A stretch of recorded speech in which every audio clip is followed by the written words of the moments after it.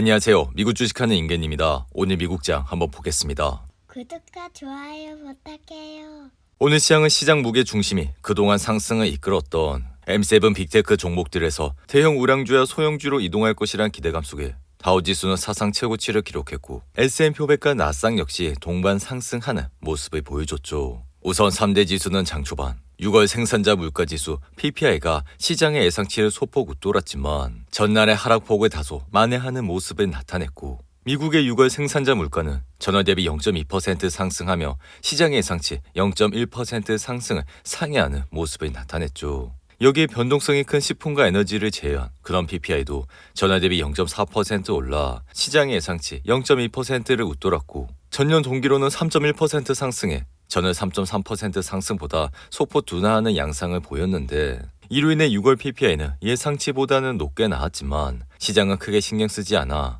이는 전날 나온 기대 이상의 6월 CPI가 연준의 9월 금리 인하 가능성에 불을 지폈기 때문이라 할 수 있죠. 한편 이날은 주요 은행들의 2분기 실적 발표가 있었고 먼저 포문을 연 JP모건 체이스는 투자은행 부분 수수료 수익이 전년 동기 실적 15억 달러보다 52% 증가한 23억 달러를 기록해 시장의 전망치를 상회했지만 주가는 1% 이상 하락세를 보였고 웰스파고 역시 종합실적은 시장 예상치를 웃돌았으나 은행 대출 수익성의 척도인 순이자 소득이 시장의 예상치를 하회하면서 주가는 6% 이상 하락을 하는 모습을 나타냈죠. 게다가 시티그룹도 지난 분기 투자은행 수수료 수익이 전년 동기 대비 63% 증가한 9억 3,500만 달러를 기록해 시장 전망치를 상회했지만 주가는 1% 이상 하락을 하는 모습을 나타냈는데 이어 이날 주인공의 인공지능 대장 엔비디아는 1.4% 상승하며 129달러로 마감했고 엔비디아는 장중 한때 3% 이상 상승을 하며 131달러를 찍었지만 장마판 이러한 상승폭을 소폭 걷어들이는 모습을 보여줬죠. 이로 인해 엔비디아는 지난 6월 18일 135달러를 찍은 이후 3일 연속 하락세를 보여 118달러까지 내려왔지만 이후 20일 이동평균선을 따라가며 현재는 129달러에서 거래가 되곤 있지만 UBS는 최근 보고서에서 엔비디아의 12개월 목표 주가를 기존 120달러에서 150달러로 상향 조정했고 여전히 엔비디아에 대해 매수 등급을 유지하는 모습을 보여줬죠. 이에 개인적인 생각 역시 엔비디아의 블랙의 스케일 시스템에 대한 수요 모멘텀은 여전히 견고해지고 있어 내년 대규모 클라우드 서비스 공급 업체들의 예산이 확정됨에 따라 이러한 시스템의 주문 파이프라인은 더욱더 커져가고 있는 모습을 나타내고 있습니다. 이로 인해 엔비디아는 지난 3월 기존 H100 칩을 대체할 차세대 AI 지원 GPU인 블랙을 발표했고 이 행사에서 블랙의 GPU 2개와 그레이스 CPU를 결합한 GB200 플랫폼을 선보여 주목을 받았는데 이에 시장은 2025년 엔비디아의 잠재적 주당 순이익을 5달러로 전망을 하고 있고 이는 미래 주가 수익 비율 기준 25.6배로 현재 S&P 500의 PER이 21배를 기록하고 있다는 점을 감안하면 크게 부담스러운 밸류에이션은 아니라고 할 수 있죠. 이로 인해 엔비디아는 여전히 강세를 보이곤 있지만 최근 몇 주 동안 주식에 대한 심리가 다소 약해지면서 우려의 벽이 커지고 있었고 앞으로의 전망이 실현이 된다면 궁극적으로 더욱더 상승을 할 수 있을 것이라 예상이 돼 울프 리서치 또한 최근 엔비디아의 목표 주가를 150달러로 상향하는 모습을 보여줬죠. 이에 개인적인 투자 원칙은 엔비디아와 같이 특출난 성장과 모멘텀을 가지고 여기에 더해 폭발적인 매출까지 보여주는 기업에 집중적으로 투자를 하고 있어 엔비디아는 올해 160% 가까이 상승은 했지만 여전히 펀더멘탈 측면에서 시장을 놀라게 하고 있기 때문에 현재로서는 엔비디아를 전혀 팔 이유가 없다 할 수 있습니다. 이어 테슬라는 주식을 매도하라는 투자은행의 권고에도 주가는 3% 가까이 상승해 248달러로 마감했고 UBS는 최근 보고서에서 테슬라에 대해 투자 의견을 매도로 하향 조정해 목표 주가를 기존 197달러에서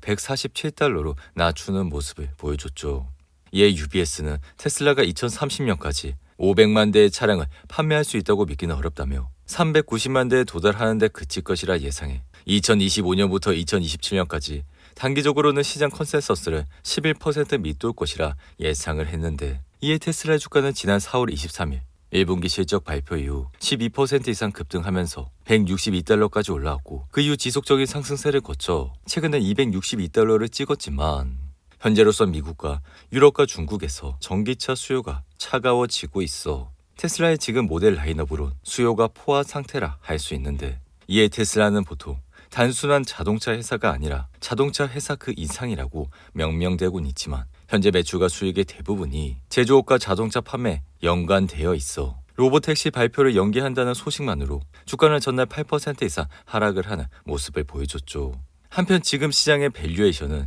역사적으로 높은 수준이지만 인플레이션은 하락하고 경제는 침체 기미가 없어 금리는 다가오는 9월부터 인하될 것으로 보이고 기업의 실적은 성장세기 때문에 제반 여건상 증시 랠리가 이어질 것이라 야대는 최근 인터뷰에서 올해 말 S&P 500 지수 목표치를 5,400에서 5,800으로 상향 조정했고 이에 개인적인 생각 역시 현재 시장은 느린 동작으로 급등을 하고 있어 이러한 견고한 경제 성장세는 앞으로도 꾸준히 이어질 것이라 우리는 수년간 AI 기술 발달에 따른 생산성 향상으로 주가는 계속해서 올라가는 모습이 펼쳐질 것이라 생각이 듭니다. 이로 인해 그동안 금리 인하가 지연되면서 경기가 둔화하자 매수세는 안전자산 빅테크와 실적 증가가 눈에 보이는 AI 주식에만 몰렸는데 이제는 금리 인하가 가시화되자 경기 순환주와 금리에 민감한 주식에도 매수세가 쏠리는 모습을 보여주고 있죠. 하지만 개인적인 생각은 이미 많은 것이 시장에 반영이 됐기 때문에 만약 침체 우려가 커진다면 소형주는 다시 버림을 받을 수 있을 것이라 예상이 되는데 이에 시가총액 1위 기업 애플은 이날 1.3% 상승해